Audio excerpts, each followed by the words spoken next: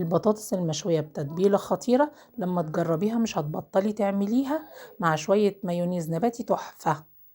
جبت كيلو من البطاطس متوسطة الحجم بالشكل ده، غسلتها كويس ونشفتها من المية. هبدأ اقطعها، هقسم كل بطاطساية على 2 كده، وكل نص على 2.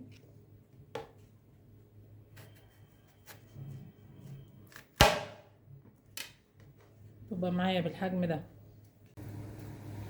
بعد ما كملت تقطيع البطاطس معايا بالشكل ده، ودي البطاطس الويدجز المشوية اللي بتتباع في المطاعم، لازم تكون صوابع محملة كده وبتكون بالقشرة، ما بنقشرهاش. غليت مية، هضيف فيها معلقة ملح، هسقط فيها البطاطس،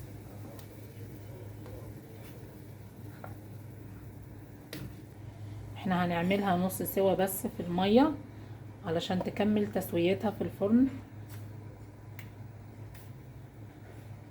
تكون مقرمشة من بره وطرية من جوه.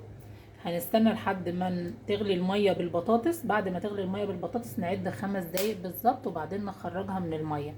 غلت كده المية بالبطاطس لمدة 5 دقايق. بعد الغليان عايزينها تبقى طرية كده بس متماسكة زي ما هي. هطفي عليها النار واصفيها.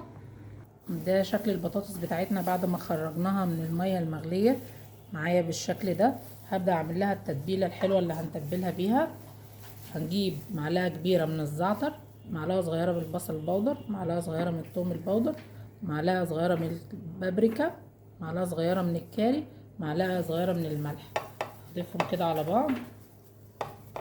ضيف عليهم معلقتين كبار من النشا عشان يدوني قرمشة حلوة للبطاطس.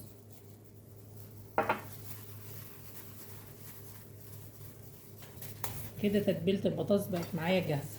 اجيب معلقتين زيت كبار، هغلف بيهم البطاطس كلها.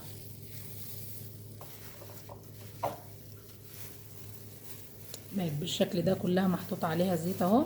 هحط التتبيله عليها واغلفها برضو بالتتبيله. غلفت معايا البطاطس كلها بالشكل ده بالتتبيله. هجيب صينيه فرن وافرشها بورقه من الزبده وابدا ارصها فيها. لما رصيتها معايا بالشكل ده هدخلها على فرن مشغله من قبل ما ادخلها بربع ساعه علشان تكون سخن جامد. هندخلها تاخد لون من الجنب ده وبعدين نقلبها على الجنب التاني. هنعمل مايونيز سريع نقدمه جنب البطاطس. هنزل بنص كوبايه لبن نباتي او لبن عادي، انا عاملاه مايونيز نباتي. هنزل بنص كوبايه لبن نباتي ساقعه.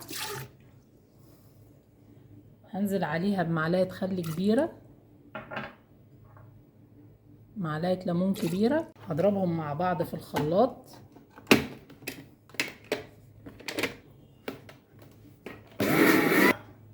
هجيب نص كوبايه زيت وانزل بيها سرسوب خفيف من غطا الخلاط لحد ما اوصل للقوام اللي انا عايزاه. بقى معايا المايونيز بالقوام الجميل ده. انا زودت نص كوبايه زيت تانية، يبقى نص كوبايه اللبن عليها كوبايه زيت كامله. انزل بيها سرسوب لحد ما يدينا القوام اللي احنا عايزينه. هضيف عليها رشه ملح ورشه فلفل. ادي قوام المايونيز بتاعي بعد ما بقى جاهز. احلى مايونيز نباتي. ده شكل البطاطس بتاعتنا بعد ما خرجت من الفرن. قلبناها على الجنبين، خدت قرمشه خفيفه من بره وطريه من جوه. ده شكل الطبق بتاعنا. البطاطس المشويه اللي عملناها في الفرن طريه من جوه ومقرمشه من بره، طعمها وريحتها خطير.